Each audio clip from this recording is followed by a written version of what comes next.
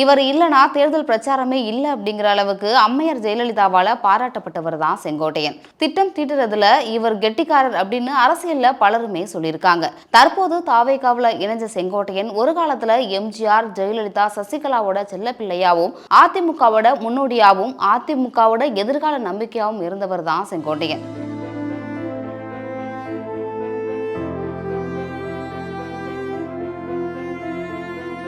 கொங்கு பகுதியில் அதிமுகவோட முகமாவே அறியப்படுறாரு. செங்கோட்டையன் அதிமுகவோட தவிர்க்க முடியாத ஒரு தலைவரா மாறினது எப்படி? கோபிச்செட்டிப்பாளையத்தை சேர்ந்த செங்கோட்டையனுக்கு எம்ஜிஆர் மேல சின்ன வயசுல இருந்தே ஒரு தீவிர ரசிகரா இருந்திருக்காரு. எம்ஜிஆர் அதிமுகவோட தொடங்கின காலத்திலிருந்து எம்ஜிஆரோட கூட பயணிச்சவர் தான் செங்கோட்டையன். கோவையில் அதிமுகவோட பொதுக்குழு கூட்டத்தை பிரம்மாண்டமா நடத்தி அதிமுகவோட மட்டும் இல்லாம அரசியல் தலைவர்கள் மத்தியிலும் ஒரு தனி கவனத்தை செங்கோட்டையன் பெறாரு. இதற்காக எம்ஜிஆர் அவரை நேர்லயே கூப்பிட்டு பாராட்டியும் அவருக்கு ஒரு பிளாங்க் செக்கையும் கொடுத்து இதுல எவ்வளவு வேணாலும் நிரப்பிக்குங்க அப்படின்னு எம்ஜிஆர் சொல்லியிருக்காராம். இதை செங்கோட்டையனே பல மேடைகள்லையுமே சொல்லியிருக்காரு. 1977 தேர்தல் அரசியலுக்குள் வந்த செங்கோட்டையனுக்கு 1984 25 தொகுதிகளுக்கான தேர்தல் பொறுப்பாளரா நியமிக்கிறாங்க.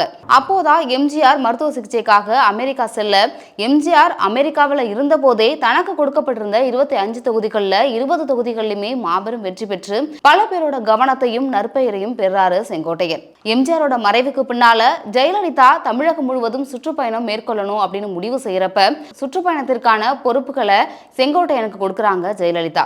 அதாவது ஜெயலலிதா எந்த வாகனத்தில் செல்லணும், வாகனங்கள் எங்கே நிற்கணும், எங்க கையசைக்கணும், எங்க பேசணும் அப்படிங்கிற சுற்றுப்பயணத்திற்கான அனைத்து திட்டங்களையும் தீற்ற இடத்துல இருக்கிறாரு செங்கோட்டையன். 25 வயசுல எம்எல்ஏவான செங்கோட்டையன் 9 முறை சட்டமன்ற உறுப்பினராகவும், பள்ளி கல்வித்துறை அமைச்சர், வருவாய்த்துறை அமைச்சர், தகவல் தொழில்நுட்பத்துறை அமைச்சர், வனத்துறை அமைச்சர், போக்குவரத்து துறை அமைச்சர்னு அதிமுகவில் தவிர்க்க முடியாத தலைவராகவும் பங்கு வகிச்சிருக்காரு.